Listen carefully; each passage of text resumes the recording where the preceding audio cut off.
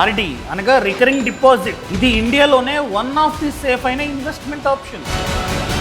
So ఈ రోజు ఈ వీడియోలో అసలు ఆర్డి అంటే ఏంటి, ఈ ఆర్డి ఎలా వర్క్ అవుతుంది, ఇది ఎవరికి మాత్రమే సెట్ అవుతుంది, దీంట్లో ఎన్ని టైప్స్ ఉన్నాయి, అసలు పోస్ట్ ఆఫీస్ ఆర్డి అంటే ఏంటి, బ్యాంక్ ఆర్డి అంటే ఏంటి, ఈ రెండిటిల్లో ఏది బెటర్, ఆర్డిలో డబ్బుని ఇన్వెస్ట్మెంట్ చేసి మిడిల్లో బ్రేక్ చేస్తే ఎంత పెనాల్టీ కట్టాలి, అసలు ఆర్డి ఇన్వెస్ట్మెంట్ లో ఎంత ట్యాక్స్ కట్టాలి, ప్రెసెంట్ ఏ బ్యాంకు ఆర్డి మీద ఎక్కువ వడ్డీ ఇస్తుంది, దీన్ని ఆన్లైన్ లో ఎలా చెక్ చేసుకోవాలి, ఆఖరికి బ్యాంకుకి వెళ్లాల్సిన అవసరం లేకుండా ఆర్డిలో ఆన్లైన్ లో ఎలా ఇన్వెస్ట్ చేసుకోవాలో కూడా ప్రాక్టికల్ గా పిన్ టు పిన్ ఈ వీడియోలో నేనైతే ఎక్స్ప్లెయిన్ చేస్తా. సో ఈ వీడియోని లాస్ట్ వరకు చూడండి. అంతేకాకుండా ఇంతవరకు ఈ ఛానల్ ని సబ్స్క్రైబ్ చేసుకోకపోతే ఇప్పుడే సబ్స్క్రైబ్ చేసుకోండి. నేను మీ కౌశిక్ మరడి.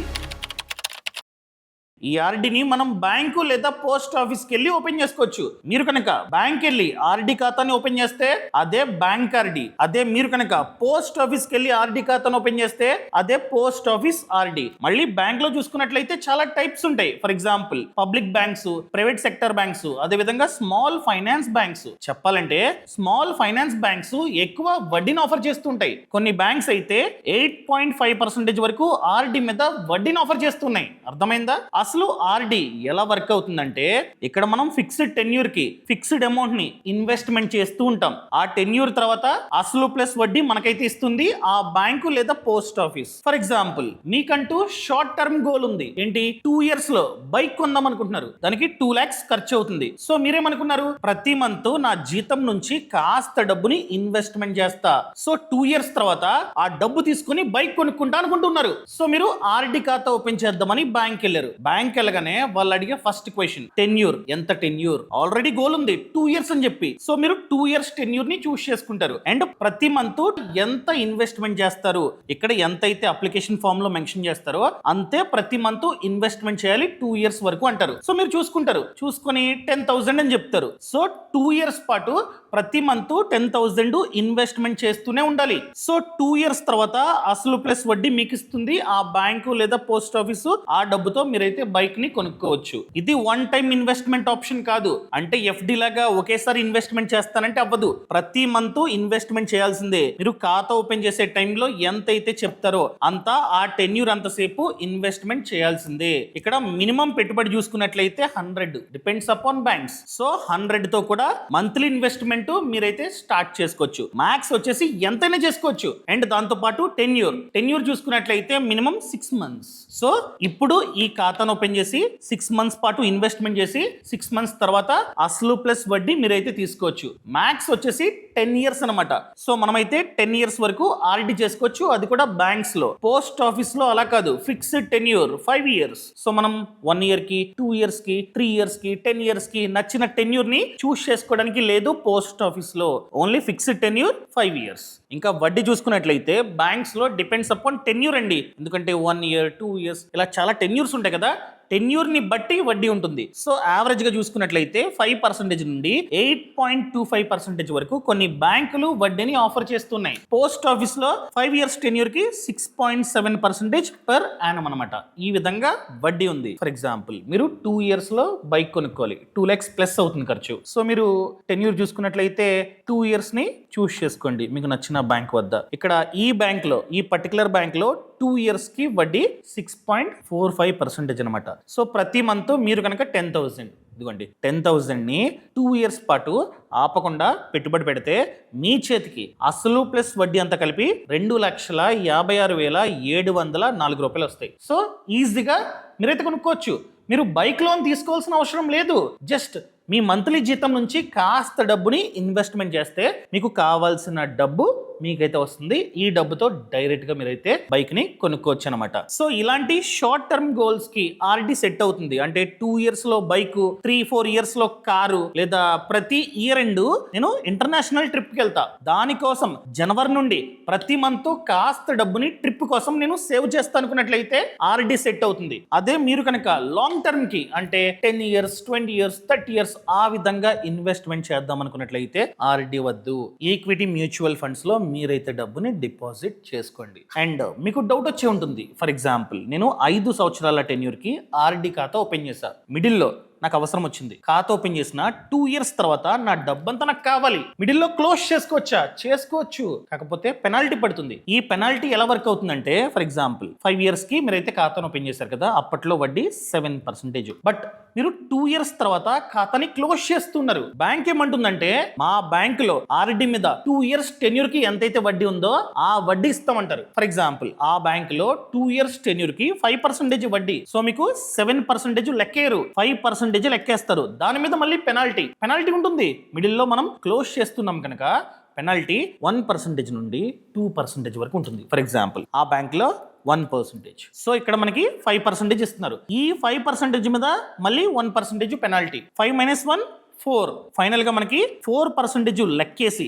అప్పటి వరకు ఎంతైతే డిపాజిట్ చేసామో ప్రతి మంత్ 2 ఇయర్స్ లో ఆ డబ్బుకి 4% వడ్డీ లెక్కేసి మనకి ఇస్తారనమాట. సేవింగ్స్ ఖాతాలో వస్తున్నాయి 4%, ఆ మాత్రం దానికి ఇన్వెస్ట్మెంట్ చేయడం ఎందుకు, ఆర్డీలో సేవింగ్స్ ఖాతాలో ఉంచుకోవచ్చు కదా, సో లాస్ అనమాట.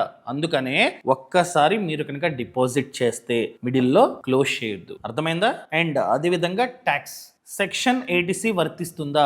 లేదండి, ఎటువంటి సెక్షన్ 80C వర్తించదు. అండ్ దాంతో పాటు ఎంతైతే వడ్డీ జనరేట్ అవుతుందో ఆర్డీ మీద, ఎంతైతే వడ్డీ జనరేట్ అవుతుందో ఆ వడ్డీ మీద ట్యాక్స్ కట్టాలి. అది కూడా మన యొక్క స్లాబ్స్ ప్రకారంగా. ఫర్ ఎగ్జాంపుల్ మనం 30% స్లాబ్స్ లోకి వచ్చామనుకోండి, 30% ట్యాక్స్ కట్టాల్సిందే. ఇన్కమ్, అది ఇన్కమ్ ఫ్రమ్ అదర్ సోర్సెస్ లోకి యాడ్ అవుతుంది ఇది. సో ఖచ్చితంగా మన యొక్క స్లాబ్స్ ప్రకారంగా ట్యాక్స్ కట్టాల్సిందే, ఎటువంటి ట్యాక్స్ బెనిఫిట్ లేదు.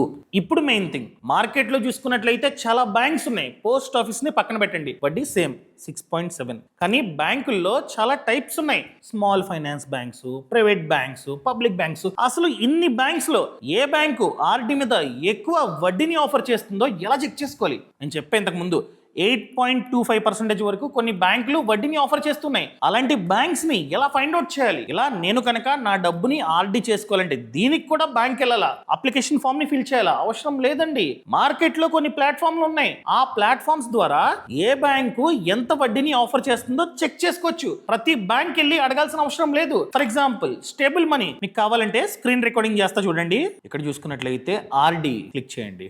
ఇక్కడ మనం చూసుకోవచ్చు అనమాట. 2 ఇయర్స్ టెన్యూర్ కి చూసుకున్నట్లయితే ఈ బ్యాంకు ఎంత ఇస్తుందండి, 8.5%, విచ్ ఇస్ వెరీ గుడ్. ఎందుకంటే కొన్ని బ్యాంకులు 4%, 5, 6 ఈ విధంగా ఆఫర్ చేస్తున్నాయి 2 ఇయర్స్ కి. కానీ ఈ బ్యాంక్ చూసుకున్నట్లయితే 2 ఇయర్స్ కి 8.5% ఆఫర్ చేస్తుంది అనమాట. సో మనం కనుక ప్రతి మంత్ 15,000 2 ఇయర్స్ పాటు పెట్టుబడి పెడితే మన చేతికి 3,93,427 రూపాయలు వస్తాయి. అంటే ఓన్లీ వడ్డీ చూసుకున్నట్లయితే 33,427 రూపీస్ అనమాట. ఒకవేళ మీరు కనుక ఈ బ్యాంక్ లో ఆర్డీ చేయాలంటే ఇక్కడ క్లిక్ చేసి మీరైతే డైరెక్ట్ గా ఆర్డీ చేసుకోవచ్చు. ఆ బ్యాంక్ కి వెళ్లాల్సిన అవసరం లేదు. ఆ బ్యాంక్ లో సేవింగ్స్ ఖాతాని కూడా ఓపెన్ చేయాల్సిన అవసరం లేదనమాట. ఇక్కడ ఉన్న ప్రతి బ్యాంకు ఆర్బీఐ అండర్ లో ఉంటుంది. సో ఈ బ్యాంక్స్ కి డిఐసిజిసి ద్వారా ఇన్సూరెన్స్ కూడా ఉంటుంది. అంటే ఏంటి, ఈ బ్యాంకులు ఫ్యూచర్ లో పొరపాటున దివాలా తీస్తే ఆర్బీఐ డిఐసిజిసి ద్వారా 5 lakhs వరకు డబ్బుని వెనక్కిస్తుంది. సో ఏ బ్యాంక్ లోనైనా సరే 5 lakhs కంటే తక్కువే ప్లాన్ చేసుకోండి, అర్థమైందా? ఫర్ ఎగ్జాంపుల్ ఈ బ్యాంక్ లో మనం కనుక 2 ఇయర్స్ కి 15,000 ప్రతి మంత్ ఇన్వెస్ట్ చేస్తే మన చేతికి వచ్చేది 3,93,000. సో 5 lakhs కంటే తక్కువే పర్లేదు. అండ్ ఈ బ్యాంక్ చూసుకున్నట్లయితే 1.5 year కి 7.75% వడ్డీ ఆఫర్ చేస్తుంది మనం. అండ్ 6 months, మీరు 6 months కి ప్లాన్ చేసుకుందాం అనుకున్నట్లయితే ఈ బ్యాంకు 6 months కి 6.5% అనమాట. ఇలా మీకు నచ్చిన టెన్యూర్ కి ఏ బ్యాంకు, ముఖ్యంగా స్మాల్ ఫైనాన్స్ బ్యాంక్సే ఇందులో చూపిస్తుంది అనమాట. ఎందుకంటే ఆ బ్యాంకుల సమాచారాన్ని మీరైతే ఇక్కడ చూసుకోవచ్చు అనమాట. 1 year కి ఈ బ్యాంక్ చూసుకున్నట్లయితే 7.4, ఈ బ్యాంకు 7.25, అండ్ మీరు మిగతావి ఇక్కడ చూసుకోవచ్చు అనమాట.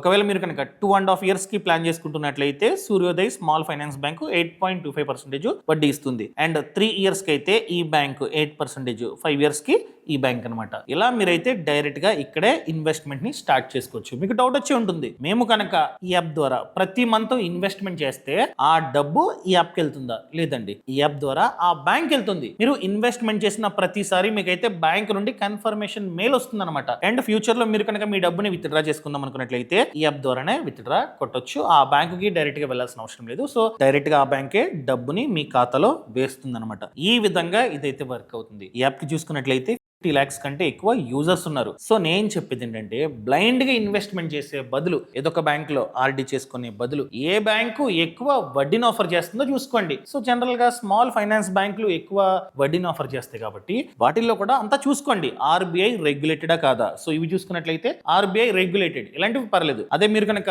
ఊరు పేరు లేని బ్యాంకులో డిపాజిట్ చేశారనుకోండి, కాస్త జాగ్రత్త. ఆర్బీఐ అండర్లో ఉన్న బ్యాంకుల్లో మాత్రమే మీరు కావాలంటే ఆర్డీ చేసుకోండి. అండ్ పోస్ట్ ఆఫీస్ అయితే 100% సేఫ్. డిఐసిజిసి కూడా అక్కర్లా, ప్రభుత్వమే గ్యారంటీ. కాకపోతే పోస్ట్ ఆఫీస్ లో ప్రాబ్లం ఏంటంటే వడ్డీ 6.7 అండ్ 1 year కి 2 years కి 3 years కి చేసుకోవడానికి లేదు, డైరెక్ట్ గా 5 years అనమాట.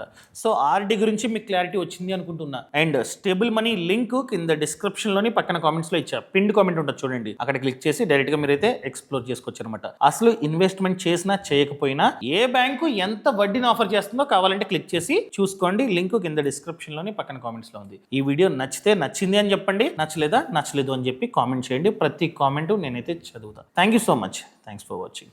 జై హింద్.